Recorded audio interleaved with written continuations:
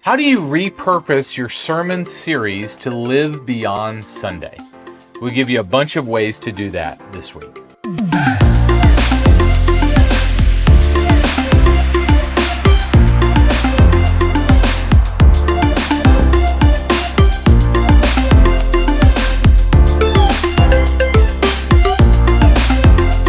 Hey, ministry leader, I believe that the greatest source of content that you can pull from each week at your church is the sermon.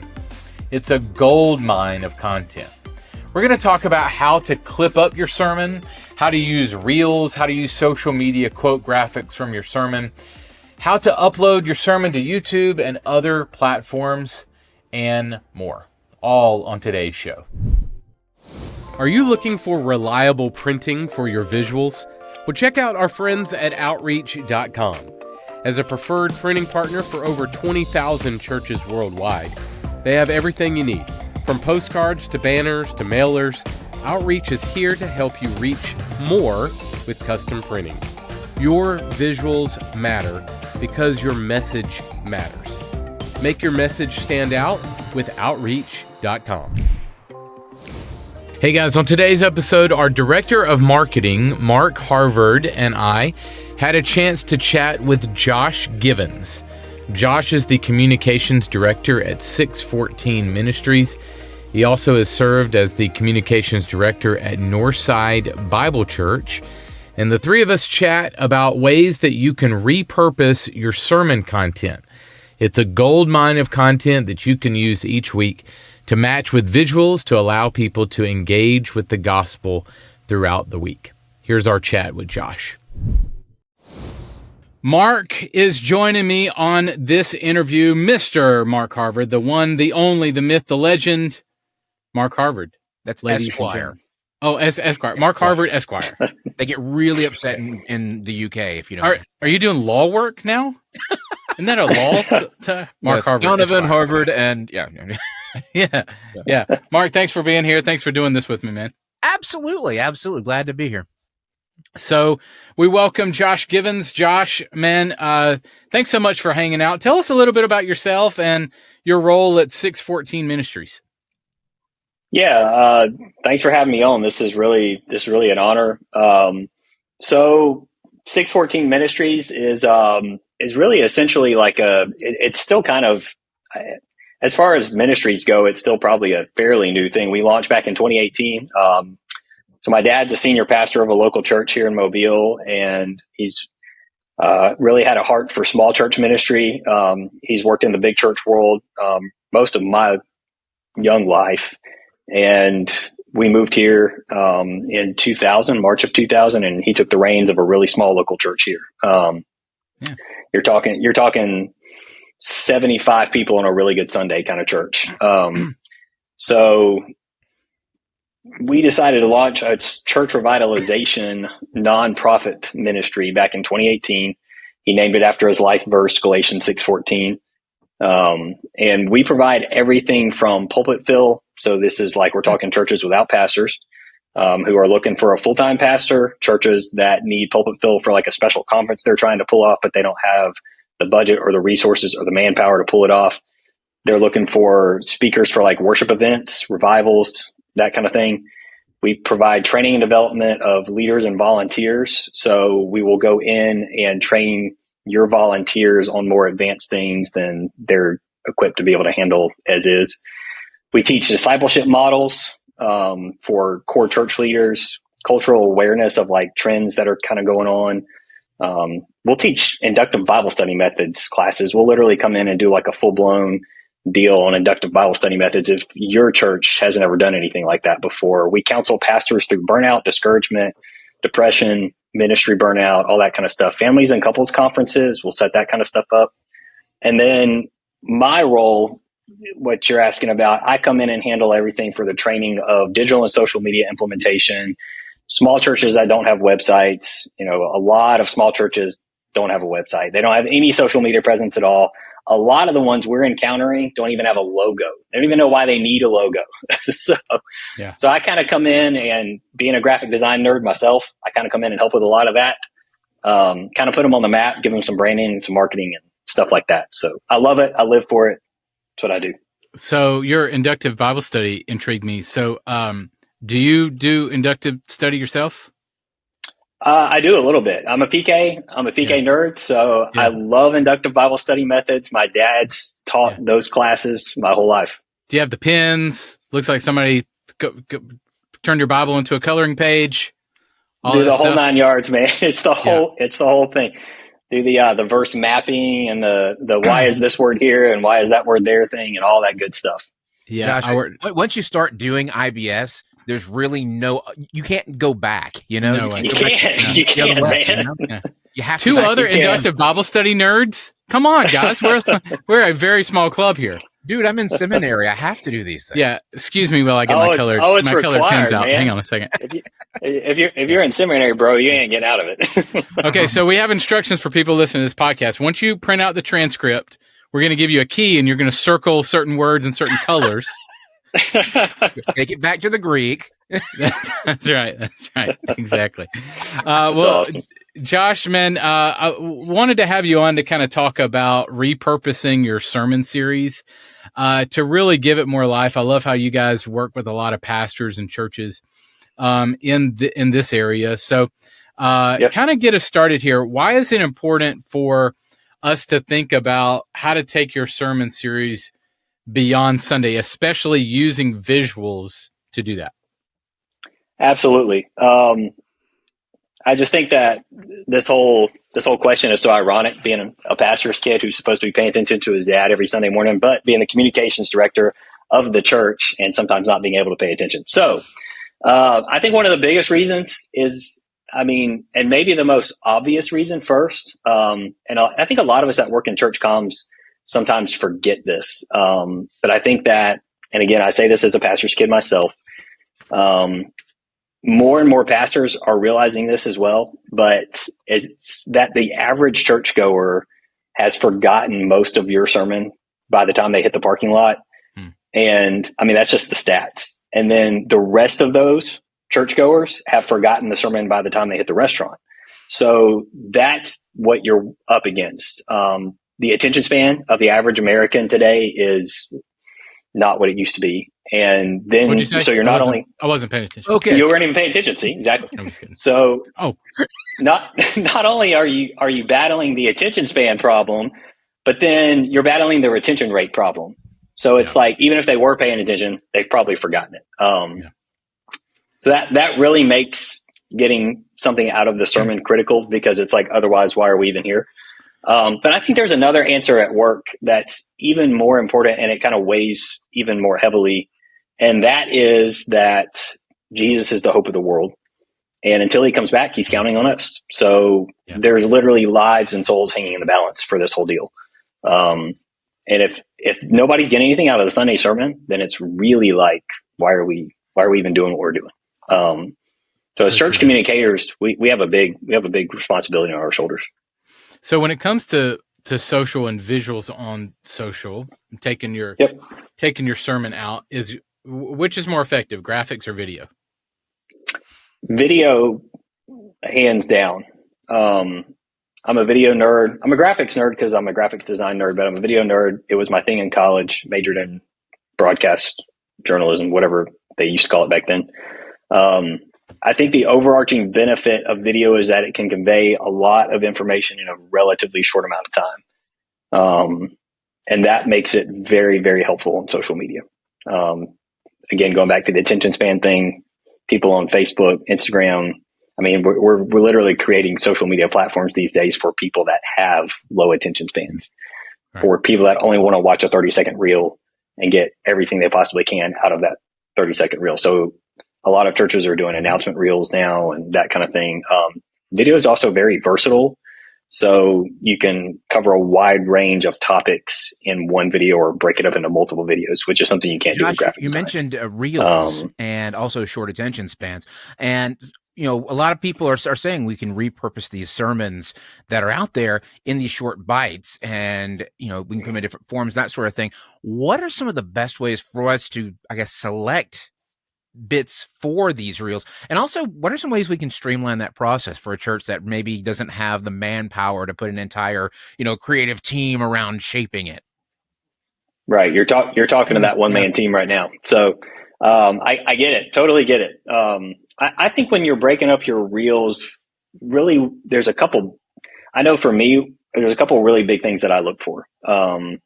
You're talking about like topics that have to do with life. But they need to be topics that you can incorporate a message of your faith or your sermon topic around that topic of life. So it's got to be relevant. It's got to relate to your audience. And that's probably something that'll come up later, but everybody has a different audience. So you need to focus on things that are in our current culture, trending issues, and then mix in a message of faith with that. I think that's really, really important. That's where you see a lot of stuff. How do you think we can find ways to make them more effective? What are some of the, I guess what I'm asking is, what are some of the biggest things that you see that churches are doing incorrectly, and how can they fix those to make them more effective? Yeah, one of the things I'm not seeing enough of is breaking up your video and your reels. And I'm not seeing enough like breaking them up into sections that actually kind of like all relate to each other and make sense. And when you don't do that, it's a little disjointed and it's a little confusing. So I need to see more reels where the second or third one relates to the first one. Especially if you're doing something like, and we've seen a lot of success with this at 614 with pastors that do reels that are, and again, this goes right back to your taking the sermon beyond Sunday. The reels are like a little spin-off discussion of Sunday's sermon. So it's like hey, that thing we talked about on Sunday, here's 30 seconds on that, whatever it might be. It's the pastor doing a quick reel or something like that. For more, catch us tomorrow, same, social media platform, if you're on Facebook or Instagram or whatever. And those have been very, very effective for our pastors because people want to come back to see what the next one is, right? I mean, it leaves them hanging. There's something to come back for. So if you can connect your reels and actually have them connect and think like a pastor, but a church communicator. So like a series. That's what you got to do. Nice. Exactly. That's what I was about to say. It's exactly like a sermon series. So you mentioned video being more effective, and that's totally true. I think all the stats support that. But let's talk about graphics for a second. Talk to me about maybe social media quote graphics. What have you used? What have you encouraged pastors to use in this area? How are they effective? These can be really great, but like a lot of other things, they can be misused if you're not careful. So I think there's some pros and cons to them. It's really easy to misuse a quote, so you have to be careful with that. You can misquote somebody, obviously, if you're using a quote. So be careful there. You can confuse your audience if you do that. You might inadvertently plagiarize somebody. You don't want to see that. On the positive side, sermon quote graphics can be really great for breaking up the monotony of your social media platform and your feed. So this is something that all of us who are in digital and social media know you don't want to overdo too much of one thing. So video is great, but you don't want to have nothing but video. Graphics are great, but you don't want to have nothing but that. But break it up and have a little bit of back and forth. I think that it's kind of human nature to do that, but quote graphics are great because they add in a sense of authority to what you're working with. And when you actually quote somebody, whether it's your pastor or an author or something like that, it really adds like that extra layer of authority behind what you're doing. So is it more, do you use more pictures of the pastor, straight text? Talk to me about the actual graphic and what do you use? Are photos more effective than not? Talk to me about that. There's a little bit of both there. So personally on 614, if you check out our Instagram at 614 Rebuild, I use quote graphics all the time from a lot of authors that our pastors who follow us are into. So you're talking guys like Spurgeon and C.S. Lewis, and then modern day authors as well. And I always use a photo of the author, just a little short, small photo off to the side, have the author's name. And I might even have like the year that they were born and passed away underneath that. And then I have the quote graphic off to the right, and then usually like a little picture of a local church or something, because that's kind of our thing at 614 right up above that. So I try to incorporate all the visuals into the graphic itself around the quote. Now, I have seen a lot of people have success with other types of quote graphic design as well without photos. I think it really depends on your specific platform and your audience. I go back to audience every time. What is your audience actually responding to? And sometimes there's a little bit of trial and error here. You need to see what works for your audience, what they engage with and like and don't like, and then kind of develop a routine from there. And Josh, would you say that it's good to, I guess, to follow the concept that you put forward earlier about always needing to mix it up? I mean, you don't always have that one static image of your pastor, the same one. So, week to week, it looks the same, just the words are different.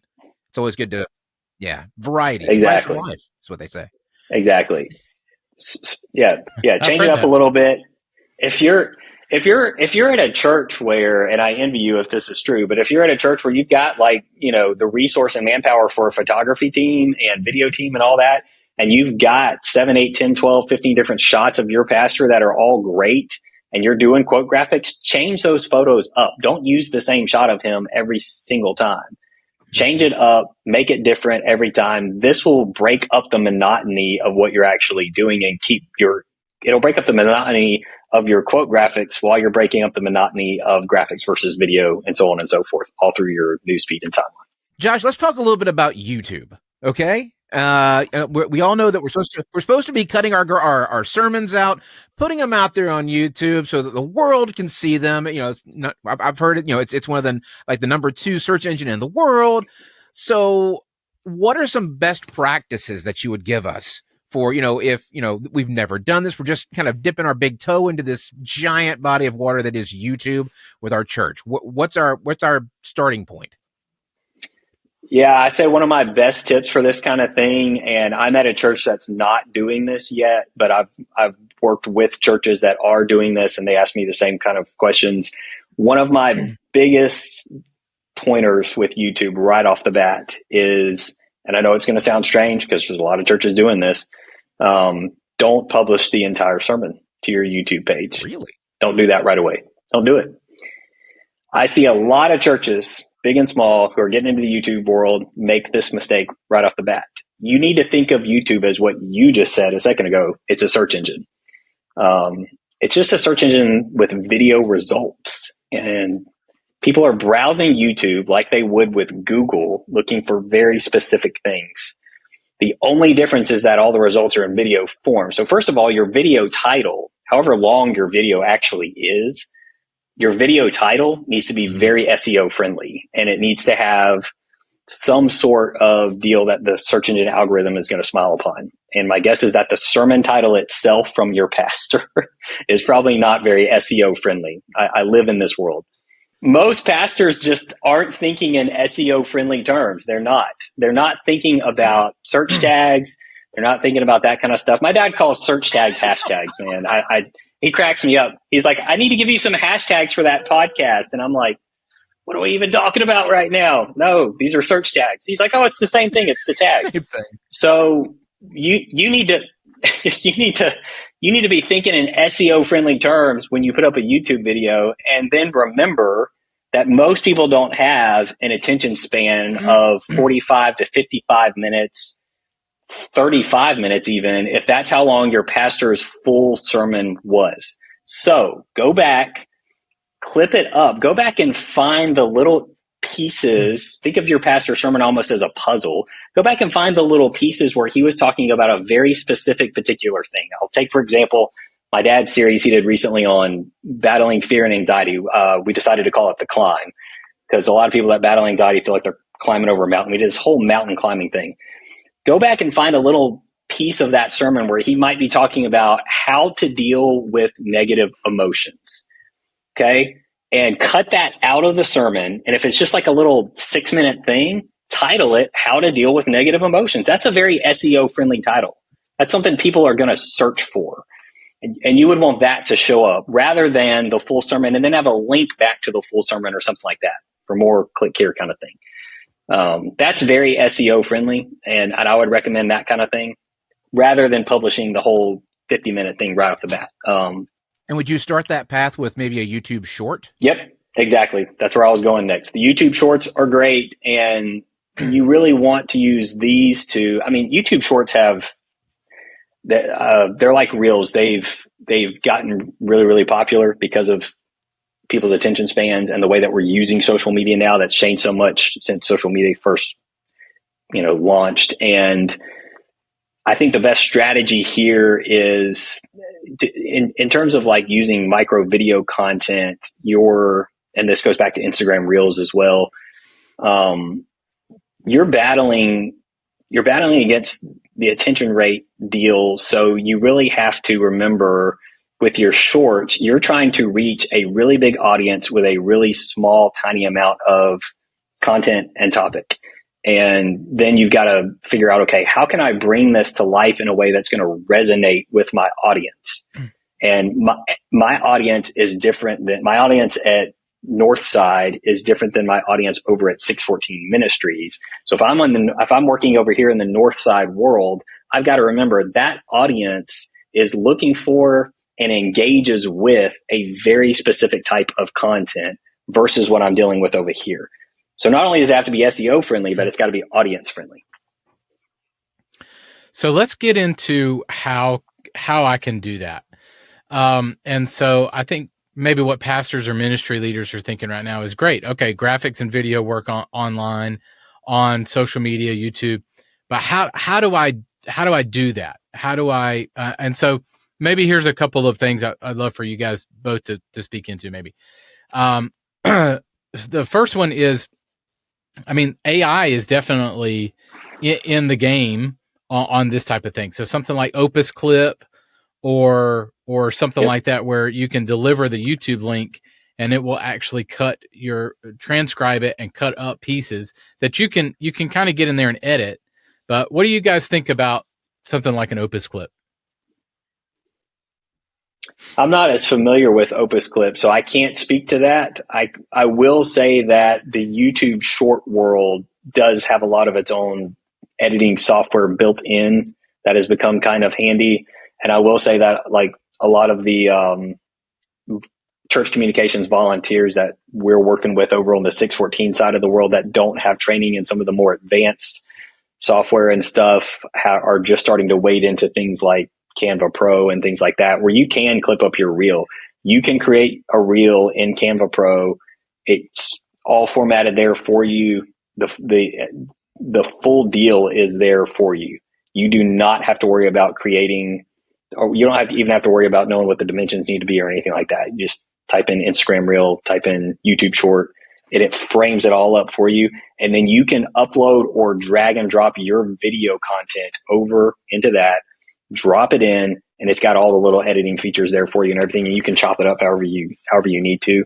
Obviously, if your church has got the resources, to work with something great like Adobe Premiere Pro or something like that, then we're in the professional world there. And I highly recommend those, obviously. Yeah.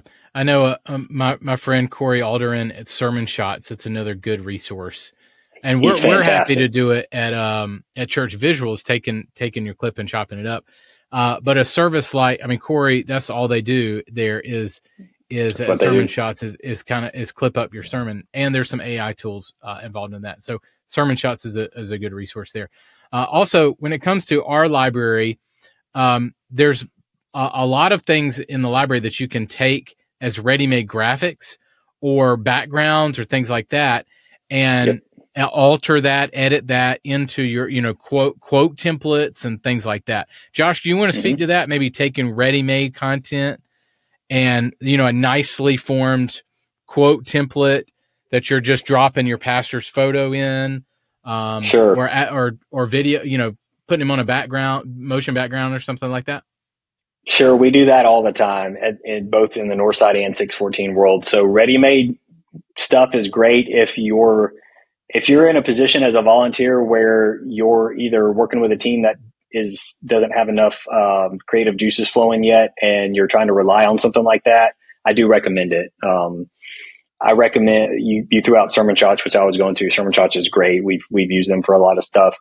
Canva Pro is great for this kind of thing because they have a lot of ready-made media built in, and they're already in the AI world themselves, so they're playing around with all that. And they've got a lot of great templates for this kind of stuff. So if you're creating a reel or a quote graphic or something like that, there's tons, an infinite amount of templates for you to choose from. But ready-made media and subscription service stuff is great. 1230 Media, Igniter Media, Sunday Social. If anybody's heard of them, Sunday Social is great. They have a ton of great stuff.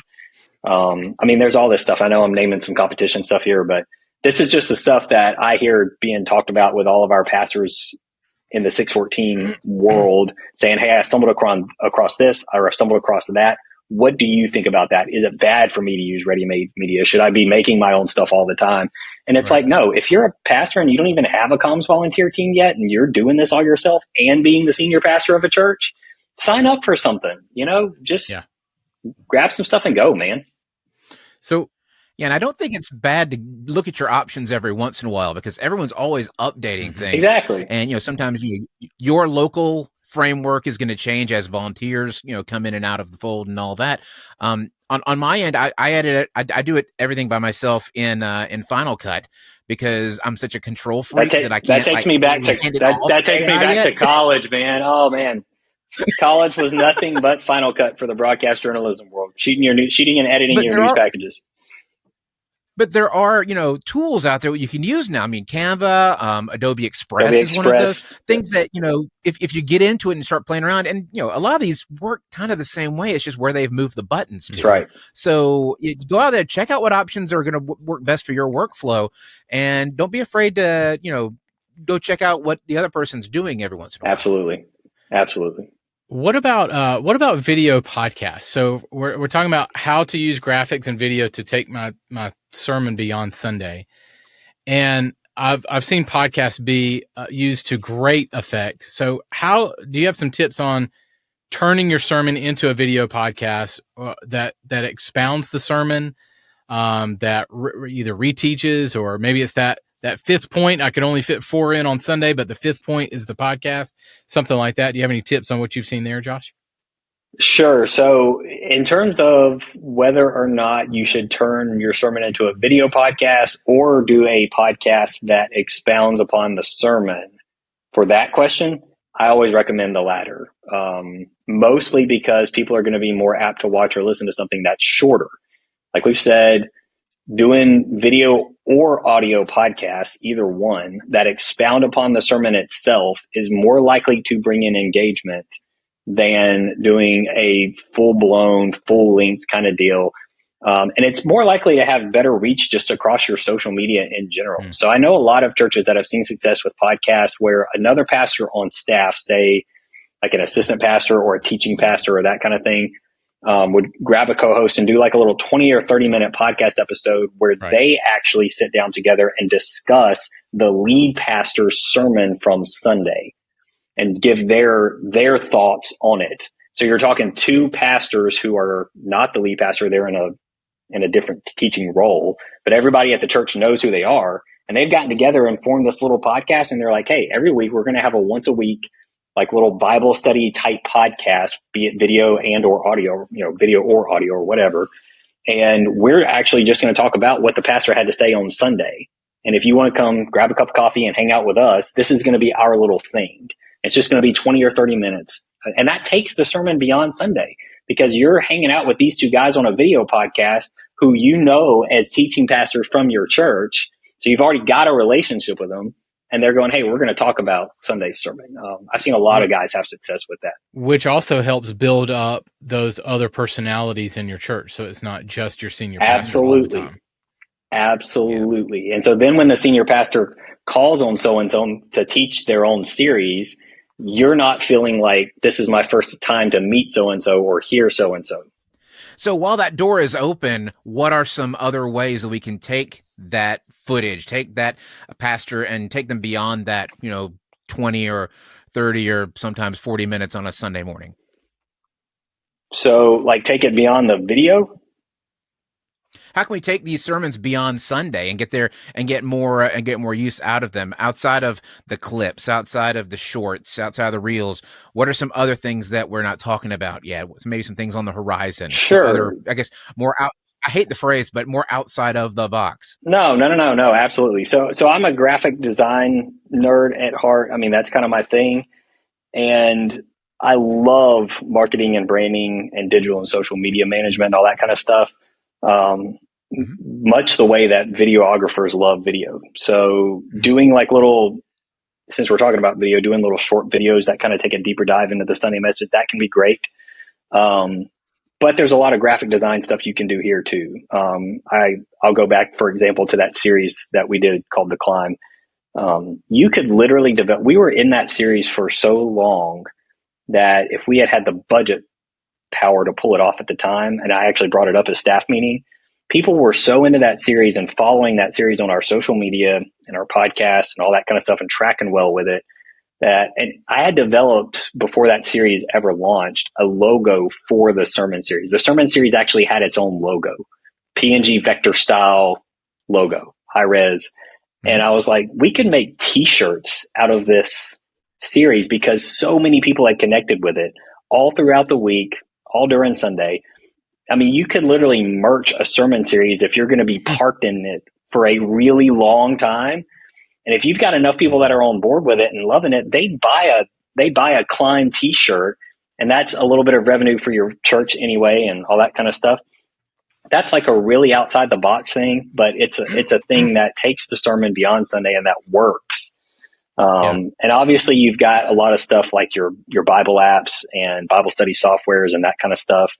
So those are great. And your t-shirt, I mean, that's a visual. That's your graphics on a t-shirt in your community.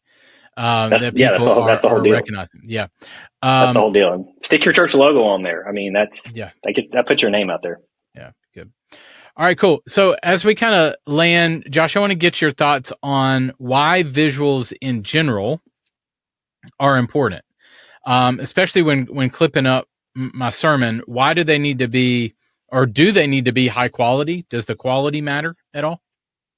The quality absolutely matters, especially for the age and era that we're living in. I mean, we're in 2023. We're in one of the most media, driven eras of our time, and people are very used to seeing high quality. It's in everything that we consume as Americans. It's all over the internet, social media, movies, that kind of thing. I think another one of the biggest reasons is that people are visual before they're verbal. So if they don't take in a level of high quality with your visual content, then they're not even apt. It's just human nature. They're not even apt to go talk about it. So if you want them discussing your content, your visual content, much less engaging with it on social media, it has to reach a certain level of quality in terms of its design and production. That's just the world that we live in. I don't believe that most church folks intend to be that way, because if you talked to the average churchgoer, they would probably say, "Oh, well, we don't really care how it looks, and it's all for Jesus, and it's all good and all that kind of stuff." And it's like, no, it just as human beings, it really does matter how it looks, especially for your millennials and your Gen Zers and all that kind of stuff. They're really connected to this world in a way that most of your senior adults are not. So yeah, it's got to be attractive. It's got to resonate. It's got to be relevant. It's got to connect. And if it doesn't, they're more likely to just write you off and write your content off, even if it's subconscious, even if they don't realize they're doing it. Mm-hmm. Mark, any parting thoughts on that? No, I think it's one of those things that you've got to get in a habit with it. You've got to have consistency with. And 100%. I think, as Josh was saying, it's got to be a quality something, because as much as people like to say that, it's just as long as the meat and potatoes are there, we don't need it. It has to get attention. It has to get that spread, that reach going. And that comes from putting out a quality, product. And it matters for and we talk about this at 614 a lot with pastors, it matters for your church's brand identity as well. So your church is not going to be recognized online in the website world, in the social media world, as your church until you have a strong visual presence with your logo, with your branding, with a digital and social media presence that is all your own. That when I look at it, I know that is fill in the blank church. I know, when I look at that sermon graphic design presentation or that Facebook page or that Instagram reel, I know that was put out by fill in the blank. And there's no mistaking it. Even if the logo is not there, I know that came from such and such. Yeah. Good. And I think that level of quality is important. Yeah. Josh, man, thank you for this. How can we keep in touch with you? How can we find 614 Ministries? Yeah, so you can find 614 Ministries online at 614ministries.org. We are on all three of the major social platforms right now: Facebook, Twitter, or X, as I guess we're calling it now, and Instagram, at 614 Rebuild. So you can find us there. You can contact me at josh@614ministries.org. And you can also find my church comms blog at jdgivens.com. So all of my blog content on church comm stuff is there. You can, any church leaders or pastors can contact me there. Yeah. Great. Awesome, man. Thank you so much for your time. Really appreciate it. Thanks, Mark, too. Appreciate it, guys. Hey, pastor, youth leader, worship leader, ministry leader, in whatever ways that you might be filling that role, I want to take a second. First off, introduce myself. My name is JT. I'm one of the video producers here at Church Visuals. And I also want to let you know how thankful I am for you and the work that you're doing building the kingdom of God. Your work matters, and it's so much a part of the reason why I do as a video producer, which is to come alongside you and help you reach as many people as you can with the gospel of Jesus Christ. So once again, we're thankful for you, we're thinking of you, we're praying for you, and your visuals matter. Hey friends, here's your Church Visuals tip of the week. Your sermon is a gold mine of content. Use it. Take your pastor's manuscript and use it for social media posts and attach images with it. Pull from it for devotions, blog articles, and more. Also, have your pastors record additional video devotionals using the content from the sermon. Use and repurpose your message content as much as you can. Well, thanks so much for being here this week. Check us out on YouTube and at churchvisuals.com. If you want to reach the people you want to reach for Jesus, your visuals matter. I'll see you next week. Your Visuals Matter has been a podcast presentation of Church Visuals. Executive produced by Carl Barnhill. Edited by A.J. Schubert. Title and show graphics by Angie Lomas. For more resources to help you visually communicate the gospel, visit churchvisuals.com.